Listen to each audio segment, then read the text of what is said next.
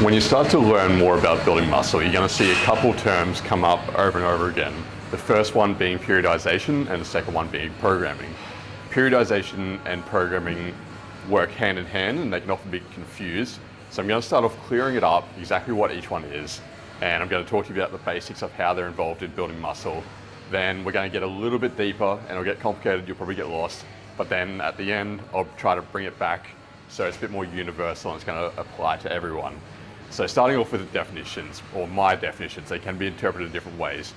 But with periodization, I would describe that as the change in your programming over a long period of time. So if you're working towards a bodybuilding comp or a powerlifting comp, you would periodize your program leading to that end goal, to the competition.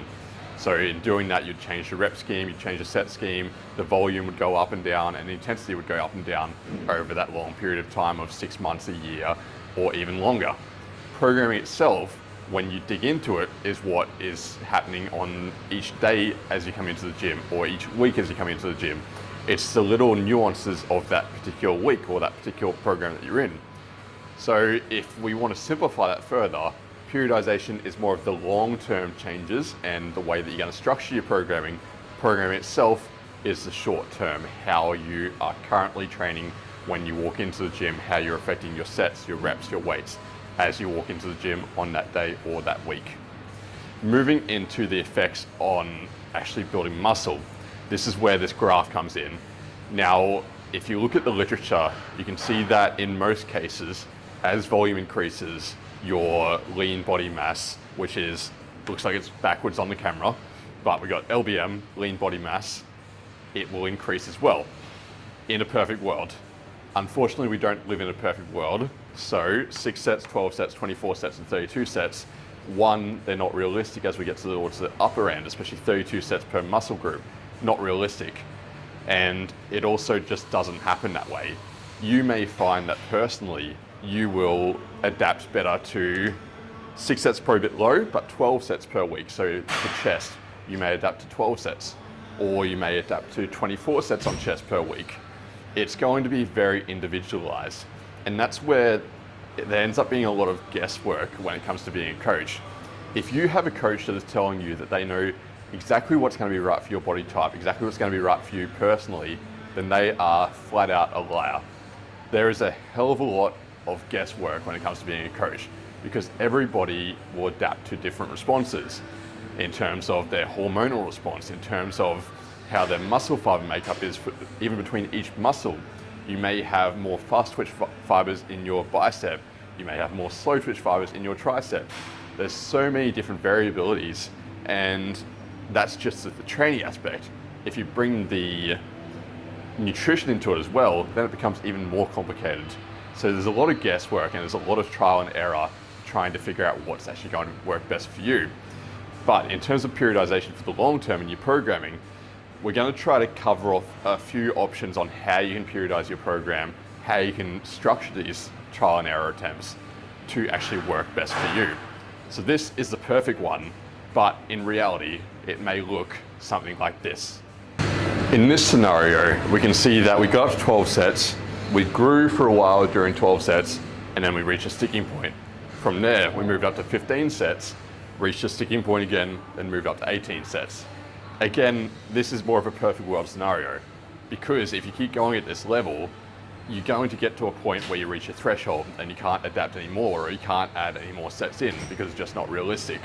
So if we want to look at a more realistic one, because we know that in most things with building muscle or even dropping body fat, nothing is ever linear. It ends up being more of a roller coaster. You don't lose fat the same amount every single week, just like you don't build muscle the same amount every single week. So if we want to look at a more realistic example, it ends up being something like this.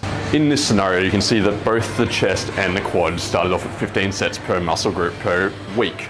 And then you can see at the 8-week mark, they decided to increase the volume on their quads up to 24 sets per muscle per week.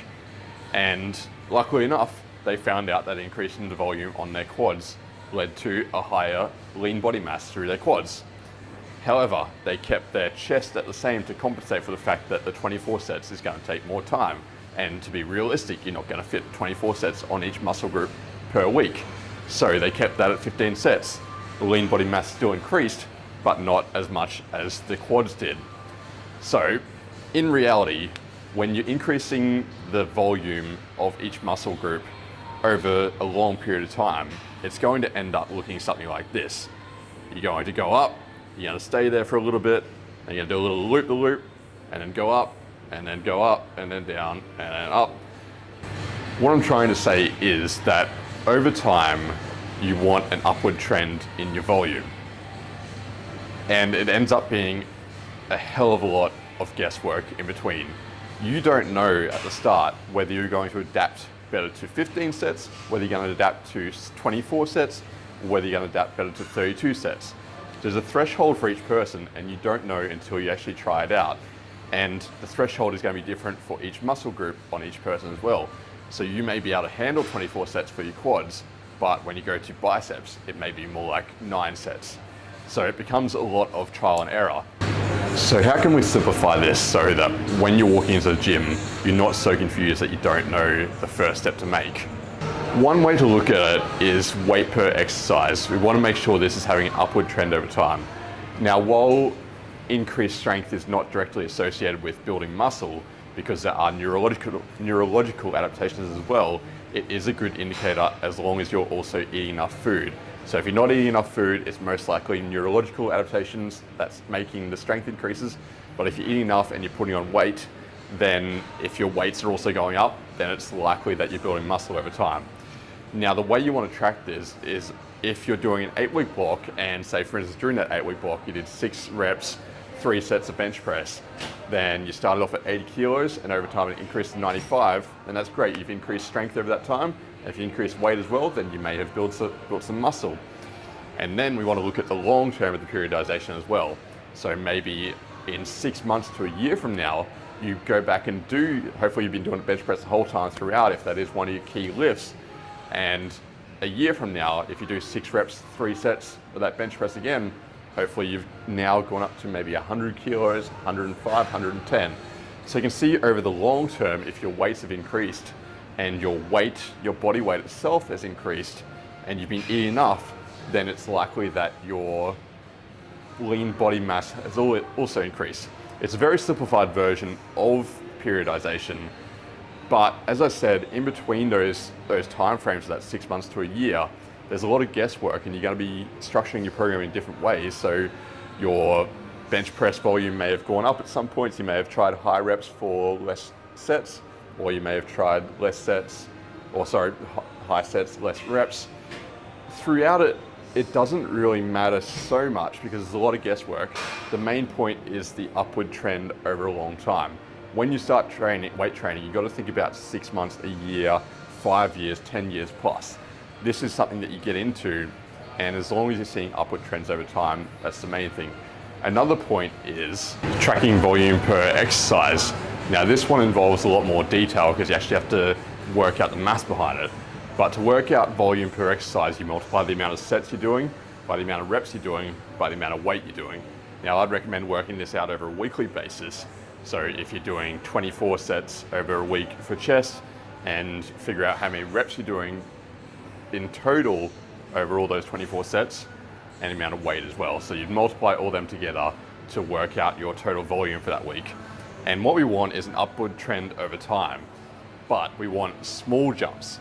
So you may start off at 4,000 kilograms total volume for your biceps, for instance, and then over an 8-week block, you bring it up to 4,800 kilos. And then you have a deload, and then you start off at 4,100 for the start of the next 8-week block. Then you bring it up to 4,900 at the end of that next 8-week block. Then you come back down, then you go back up, and maybe you come back down, and maybe for 8 weeks you want to keep the volume low on that muscle group because either you're just feeling tired, or you might want to increase the volume on a different muscle group in a big amount, which means that you might have to keep that one the same just for time purposes. And then after that 8-week block where you've kept the same low volume, then you start increasing again. So you can see over 12 months there, it's only an 800 kilo increase in volume.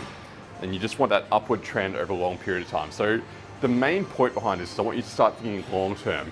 Don't try to straight away jack up your volume or jack up your exercise to German volume training, because that is, you may want to do that now and again. It's an option as well, and you might see how you respond there.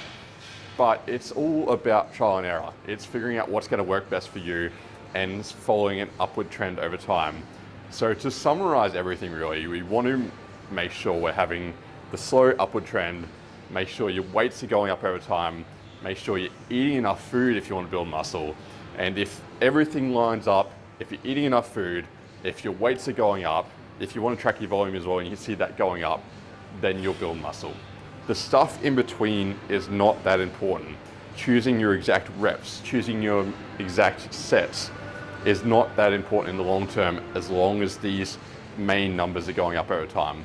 Focus on increasing your weights, focus on eating enough food, and focus on your volume going up over a long term, and you'll see results. This was complicated as hell.